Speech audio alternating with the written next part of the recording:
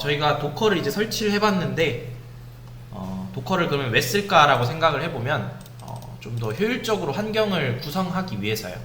자, 원래는 저희가 서버를 구성할 때 내 컴퓨터에 이렇게 뭐 다 깔았어요. 윈도우 기반 위에 뭐 자바 17 깔고 스프링 관련돼서 뭐 하고, 뭐 DB는 MySQL 저희가 뭐 깔고 뭐 이렇게 해서 다 서버 다 올려서 로컬호스트 서버를 막 돌리면서 테스트를 했습니다.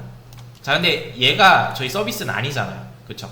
그러니까 이게 아니라 실제 저희가 서비스를 할 때는 서버를 이제 뭐 구매를 한 다음에 클라우드 서버가 됐건 뭐 아니면 뭐 어떤 서버가 됐건 구매를 한 다음에 요 안에다가 똑같이 또 환경을 구성해야 돼요. 근데 얘 같은 경우는 리눅스가 되겠죠. 보통 리눅스 위에 리눅스에서 자바 깔고 또 어떻게 하고 이런 식으로 해서 여기에 필요한 애들을 다 깔아야 돼요. 그 다음에 뭐 엔진엑스로 서버도 깔고 뭐 이렇게 해서 전부 다 구성을 해주고 나서 이제 외부에다가 도메인 또 입히고 해서 배포를 하는 거죠.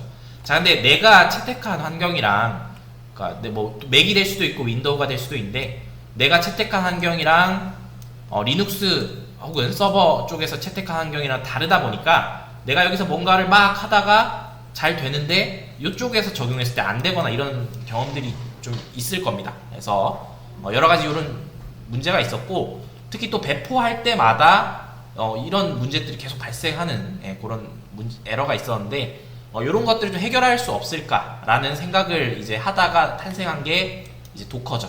그래서 여러 가지 하드웨어 스펙이 좋아진 것도 있고 어떤 기술적인 아이디어도 있는데, 가상화 저희가 이제 써봤죠. VM웨어나 뭐 이제 버추얼 박스 같은 걸 써봤는데, 그거랑 좀 유사하게 생각하셔도 좋을 것 같아요. 물론 엄밀히 따지면 좀 다른데, 그냥 내 이제 윈도우 컴퓨터에 이제 윈도우 컨퓨터라 생각해 볼게요.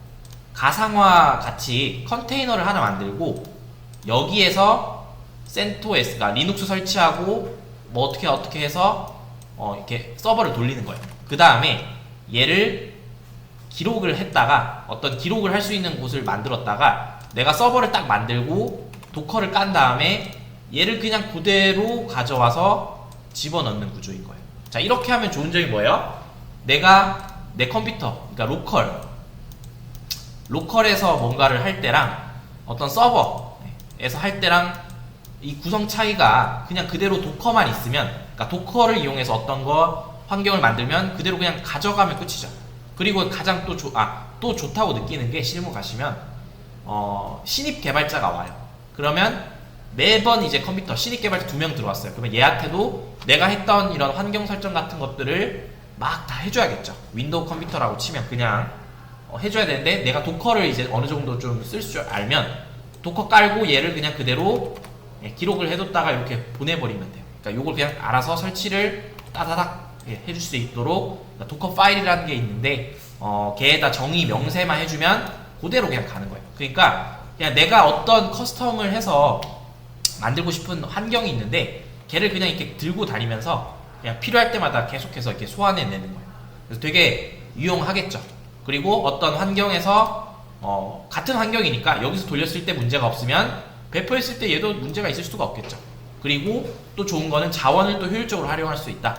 내 컴퓨터 안에 자원이 넉넉한데 얘를 가상화시켜서 격리시킨 다음에 여기서 서버 하나를 더 띄워서 컨테이너 하나를 더 만들어서 또 새로운 도커 환경에 새로운 또 서버를 만들어낼 수 있어요. 그래서 이런 식으로 해서 굉장히 좀 유용하게 쓸 수가 있고, 얘를 이용해서 또 여러 가지 또 기술들이 생겼는데, 뭐 도커도 있고 도커 쿠버네티스도 있고 뭐 여러 가지 서버 관리를 효율적으로 할 수 있게 이제 만들어줬습니다.